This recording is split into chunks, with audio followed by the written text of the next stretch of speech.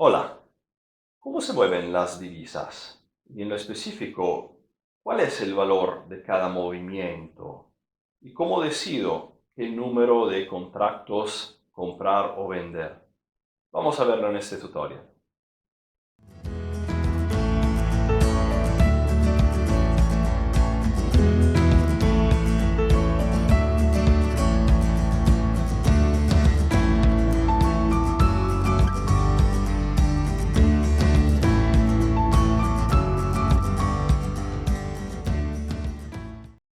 Hola, soy Mauricio y te doy la bienvenida a este nuevo tutorial del mundo del Forex, donde veremos por qué se mueven las divisas, cuál es el valor de estos movimientos y cómo hago concretamente para comprar o vender los pares de divisas.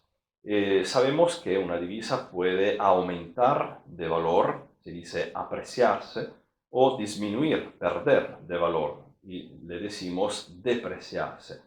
Pero ¿cuáles son los factores que efectivamente influyen en esos movimientos? Bueno, en realidad los factores son muchísimos, pero al fin podríamos hablar en lo específico de tres factores: el factor monetario, el factor político internacional y el factor macroeconómico. Vamos a ver los tres.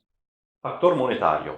Cada zona geográfica, cada país tiene su banco central que realiza operaciones de política monetaria para lograr algunos objetivos económicos o macroeconómicos que podrían ser el empleo, la inflación, el crecimiento de la economía. Hay varios motivos y cada banco central tiene la posibilidad de realizar operaciones de política monetaria acomodaticia, como el recorte de los tipos, por ejemplo, o de política monetaria restrictiva, como la subida de los tipos de interés. Dependiendo de estas decisiones, la divisa viene afectada o positivamente o negativamente. En general decimos que cuando hay un recorte de los tipos de interés, esto genera una pérdida de valor o podría generar una pérdida de valor en la divisa, porque la tasa de interés se relaciona directamente con la divisa, es su rendimiento, también su costo en realidad. Entonces, si yo tengo al contrario una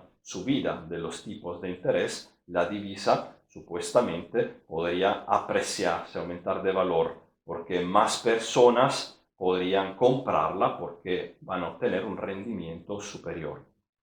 El segundo factor político internacional, como pueden entender, se relaciona directamente a los acalimientos que tenemos en los varios países, tanto desde un punto de vista de guerras, lamentablemente, así como factores políticos, de estabilidad de los gobiernos, de relaciones internacionales. Hay varios factores que pueden ser involucrados en un movimiento al alza o la baja de una divisa.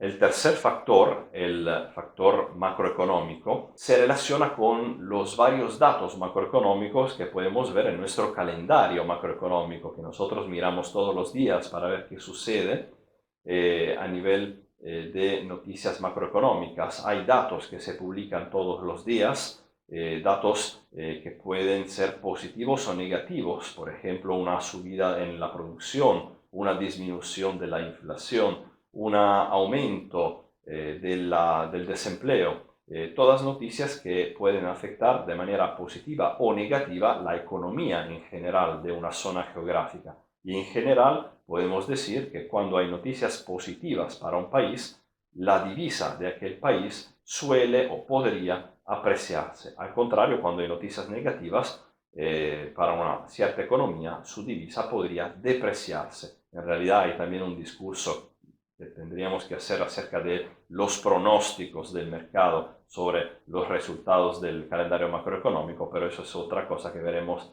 más adelante.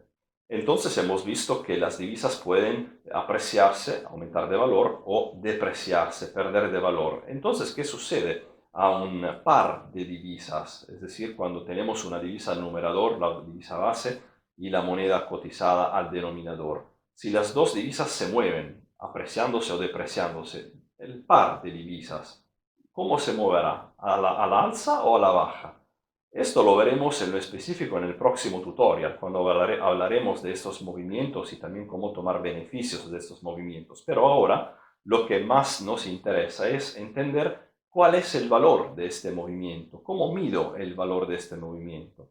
Tenemos necesariamente que introducir un nuevo término, que es el PIP. PIP es un acrónimo, en inglés significa Percentage in Points, porcentaje en puntos, y es la unidad de movimiento, la mínima unidad de movimiento del par de divisas. ¿Y cómo sabemos cuál es? Tenemos que mirar la cotización, el valor numérico de la cotización, y considerar el cuarto número decimal después del coma. Entonces, en el ejemplo del eurodólar, si tenemos una cotización del eurodólar en este momento de 1.09 y 20, el último decimal, el cuarto, el 0, es el PIB. Por eso, si tenemos en unos cuantos minutos una variación en aumento de la cotización de 1.0920 a 1.0925, entonces en este caso tendríamos una variación en aumento de 5 pips, porque de 20 final a 25, de 0 a 5 son 5 pips, entonces una variación en aumento de 5 pips. En el caso contrario, si la cotización hubiera bajado a 1.0917, hubiéramos visto un descenso de 3 pips, de 20 a 17.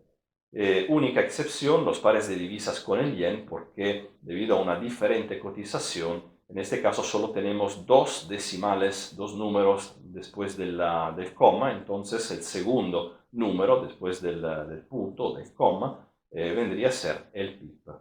Bueno, hemos visto entonces que si tenemos una variación en aumento o en disminución, el número de pips aumenta o disminuye. Pero, ¿cómo puedo saber el valor de cada pip? Porque es interesante, por supuesto, si yo he comprado el eurodólar, ver que la cotización está subiendo, por ejemplo, de 5, de 10 o de 100 pips. Pero, ¿cómo puedo saber el valor exactamente de mi ganancia en este caso? ¿Cuál es el valor de cada pip? ¿Es un valor único? ¿Es siempre el mismo?